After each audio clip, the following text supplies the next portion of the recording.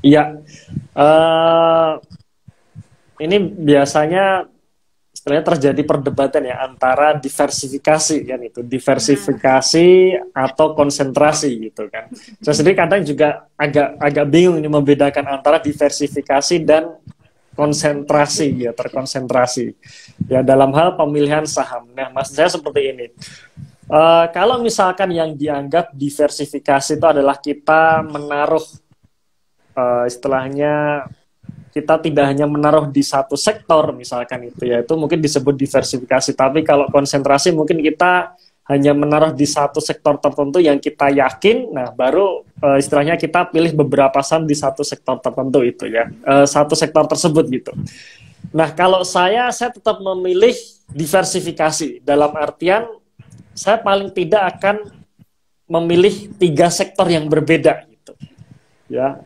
Kenapa? Karena faktornya adalah kita nggak akan tahu nih sektor mana yang akan manggung duluan kan gitu ya, sektor mana yang akan manggung duluan, kemudian sektor mana yang akan diapresiasi oleh market di tahun ini kan kita nggak tahu. Nah makanya saya biasanya pilih tiga sektor yang berbeda. Ini contoh saja, contoh misalkan salah satu sektor yang pasti menjadi apa namanya menjadi favorit kita ya, sektor consumer good misalkan. Kalau kita melihat sektor consumer goods ya, sejak tahun 2020 dalam artian saat pandemi sampai sekarang ini kan belum naik-naik sebenarnya.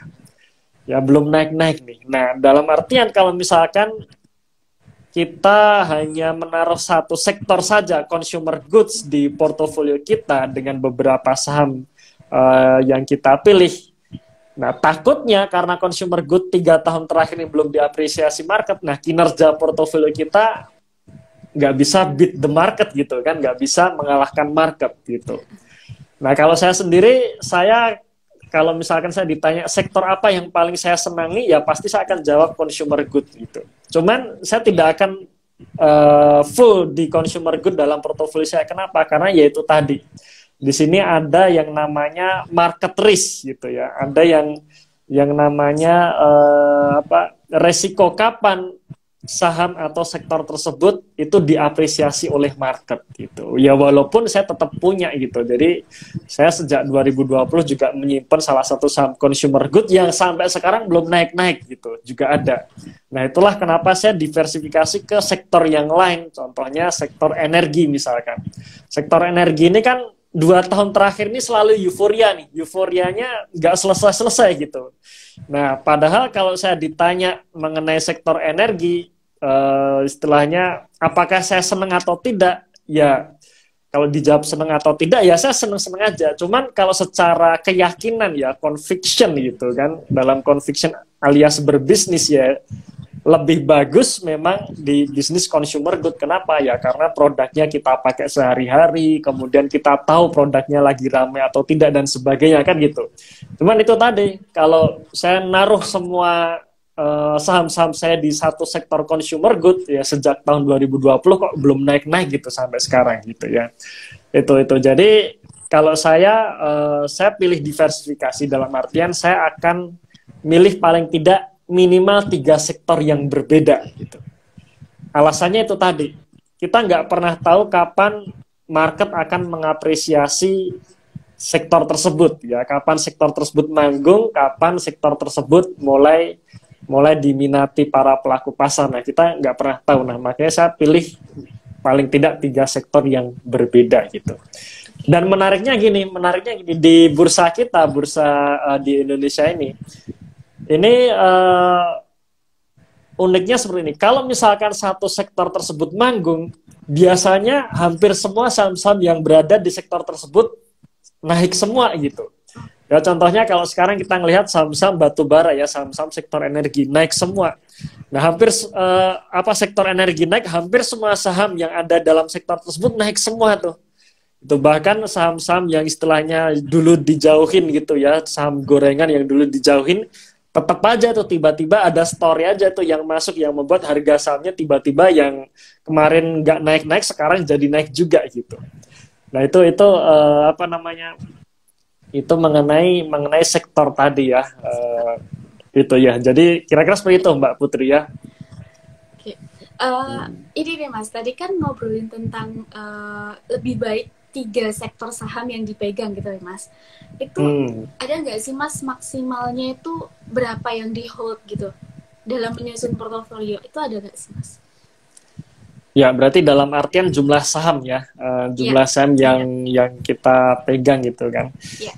Sebenarnya kalau dari jumlah saham sendiri nggak ada patokan khusus, Mbak ya. Kalau saya pribadi sih istilahnya ya sepanjang kita bisa mengikuti terus story dari perusahaan tersebut ya nggak apa-apa gitu. Misalkan kita punya 10 saham.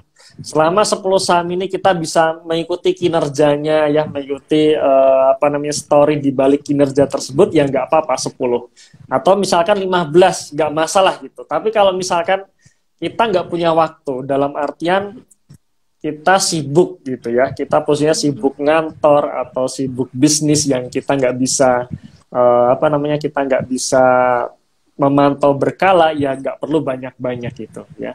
Minimal kalau buat saya sih minimal 4 saham di 3 sektor yang berbeda itu tadi. Ya karena kalau jumlah saham itu tadi tergantung dengan kita seberapa banyak sih kita bisa memantau. Kalau misalkan nih kita mau mencontoh investor-investor hebat di dunia seperti Warren Buffett gitu ya, Peter Lynch, ini kan mereka punya banyak saham gitu ya. Misalkan Warren Buffett sendiri kalau nggak salah setahu saya punya lebih dari 40 saham kan gitu ya, punya lebih dari 40 saham itu pun yang publik ya, belum perusahaan private-nya. Ya, jadi banyak sekali. Kita baca bukunya Peter Lynch. Peter Lynch sendiri punya bahkan sampai 1.000 saham lebih gitu kan. Nah itu memang nggak ada patokan. Cuman jangan samakan kita dengan mereka-mereka ini ya, dengan beliau-beliau ini. Karena kelolaannya berbeda gitu kan. Karena kelolaannya berbeda, ya mereka pastinya nggak bisa nih beli banyak-banyak. Nah makanya mereka beli saham, nggak bisa membeli satu saham dengan dana yang sangat besar ya gitu. Nah makanya mereka istilahnya pegang beberapa saham gitu, pegang banyak saham gitu. Nah, cuman poinnya intinya seperti ini ya, bukan masalah berapa banyak, tapi seberapa bisa kita memantau kinerja dari masing-masing saham yang kita pegang itu. Nah, kemudian untuk membelinya pun nggak usah langsung banyak gitu, karena saya kalau juga sering melihat untuk pemula gitu ya, dalam artian kita baru buka rekening saham gitu. Misalkan kita langsung ada nih modal misalkan 100 juta gitu misalkan. Nah, langsung aja tuh rata-rata langsung beli 10 saham dihajar gitu ya. Nah, itu menurut saya juga kurang tepat. Nah, kita dalam melakukan pembeliannya pun juga bertahap gitu. Ya, bertahap minimal ya 4 saham dulu deh atau 3 saham dulu. 3 saham dulu, kita nanti ngelihat nih, yang kita ngelihat bulan berikutnya bagaimana lagi gitu. Apakah kita akan melakukan tambah muatan di salah satu saham tersebut atau kita membeli saham yang baru. Nah seperti itu, bertahap aja. Bagi teman-teman yang mengikuti portofolio saya, yang mengikuti di investor portfolio, itu kan gambaran dari portofolio saya gitu kan. Saat ini saya pegang 10 saham. Tadinya yang nggak 10 gitu. Jadi kalau awal tahun 2020 lalu deh ya, itu kan saya istilahnya meriset itu maksudnya menyusun ulang portofolio saya itu ya dimulai dari 4 saham dulu. 4 saham, habis itu nambah 1 jadi 5 saham gitu. Tahun kemarin saat produk The Investor Portfolio itu dikeluarkan, pertama-tama dulu cuma 7 saham saja gitu kan, 7 saham saja gitu. Makin lama ya karena kita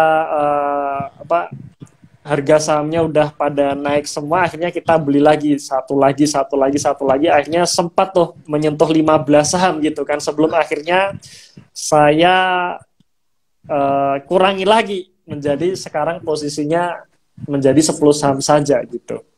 Itu jadi memang dalam melakukan pembelian saham memang harus bertahap gitu ya. Jadi nggak istilahnya nggak langsung banyak gitu, enggak sih. Ya kira-kira itu Mbak Putri. Ya, untuk kinerja portofolio sendiri itu gimana Mas cara menilainya? Ya, oke. Jadi kadang juga bagi teman-teman yang baru, kadang masih masih bias ya dalam menghitung kinerja portfolio. Contohnya seperti ini. Misalkan dana kelolaan kita 10 juta nih, gitu.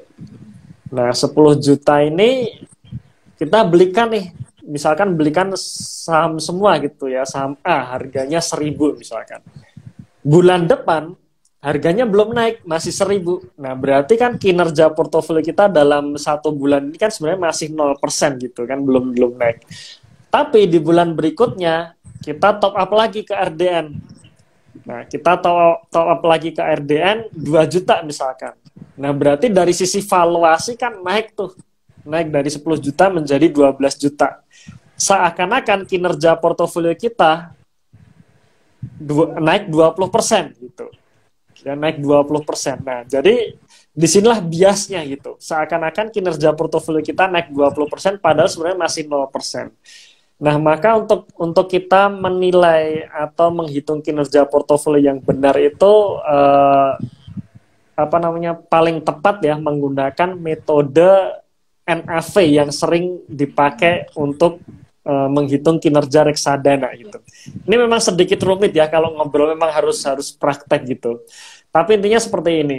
Kalau misalkan kita tidak top up RDN setiap bulan itu gampang untuk menghitung kinerja portofolio. Ya, intinya gampang aja. Modalnya berapa, valuasi akhir berapa, nah itulah kinerja portofolio.